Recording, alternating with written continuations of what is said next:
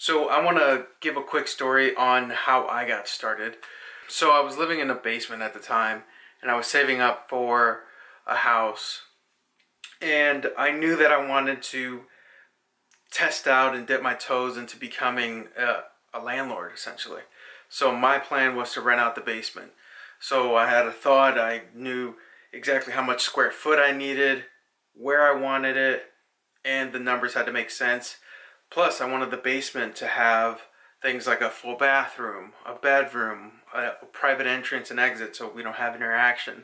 So there is some privacy on both sides. So I was actually in the market looking for a house for months. Ultimately, I did find a place, and this was back about 2 years ago. And I move in, this was in the winter, and everything was great. So I started to look and advertise my basement. Here was my first mistake. The first person that came in with cash in hand, I didn't ask any questions. I rented them the basement. I wrote up a lease, typed it up, used a template that I found online, and we were off to the races, I thought. The guy had the money first month and the deposit, and we were good, I thought. Then it got weird. He started telling me things like, oh, I'm gonna be late. Hey, I need an extension on my rent. Hey, I'm gonna have a few people over. Hey, issues with money. And before you know it, those 5 days turned to 10 days, turned to 3 weeks. Long story short, I had to go and become what felt like a paralegal in landlord-tenant matters. But ultimately, that issue got resolved, and he vacated. So that was kind of my first experience. Since then, I've obviously, through trial and tribulation, found out what I need to do and what I need to check off, if you will, on finding the right tenant and screening and setting the expectation.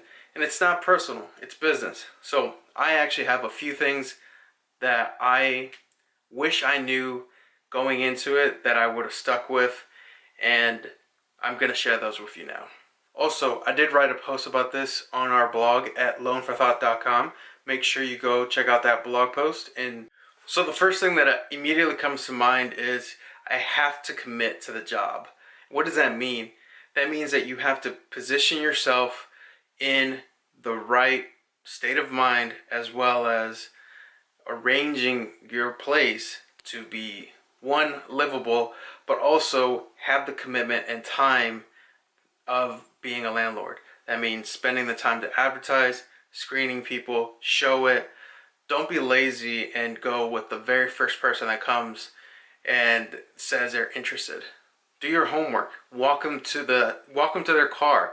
See what they treat their car like, because that is a good example of how they're going to treat your place. Also, ask them, why are you looking to find a place? Especially if it's in the middle of the month. Are they running from something? Are they having financial troubles? Are they being kicked out where they are? And obviously, this is not just to be pessimistic and, assume the worst, but you have to be pragmatic when it comes to being a landlord. And number two is run it like a business, which it is. Going back to the experience that I had with my first tenant, I would have never had that experience if I would have provided the 5-day pay or quit notice, gone through the motions, and trained my tenant. And no, it sounds derogatory, but if I would have trained them to know, hey, you can't be late on rent. These are the expectations. We have to follow the lease. And it's not personal by any means. There are a lot of good people that just have money problems, and there's a lot of different reasons why. Beyond that, what if somebody wants to paint the walls of the house? Things like that. All those things need to be squared away in the lease and set proper expectations.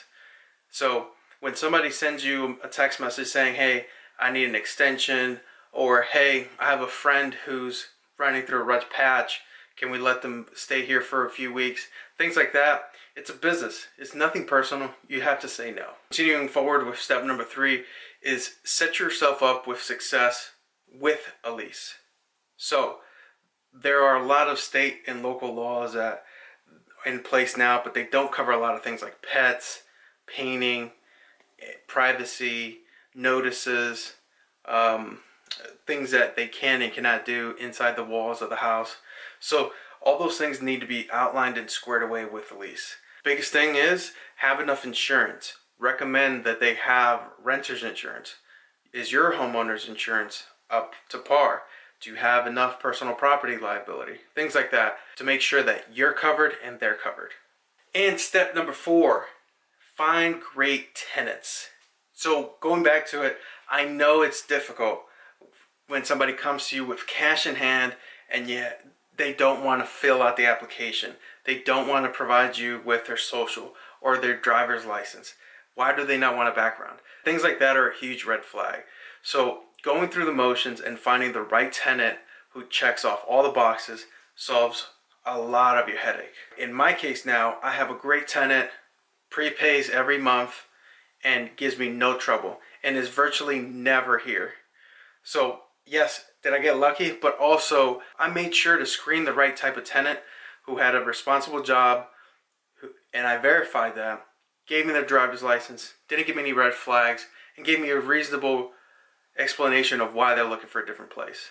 But also that they have a life and they're honest with you. All those types of things come from screening your tenant. It's an interview process essentially. And finally, make sure you handle your problems professionally. It is never personal. So as an example, the tenant that I have downstairs didn't have a refrigerator. I mentioned to them that I will provide a refrigerator, but the one that I had broke down. So what I did was gave them a mini fridge that I owned until the meantime. Then that weekend, I rented a U-Haul, went to go pick up a full fridge, brought it in, moved it in. Once that was put in place, I took the old refrigerator back. Those are types of things that, as a landlord, you have to be diligent about. You cannot let those things go to the back burner. So those are some of the tips that I found useful in being a landlord. If I miss over anything, feel free to leave a comment below. I'd love to hear your feedback and your successes or troubles that I might have oversaw. As always, I'll always ask you guys to subscribe and support the channel. So until next time, I'm Javi with Loan for Thought, and I'll catch you guys in the next video. Thanks.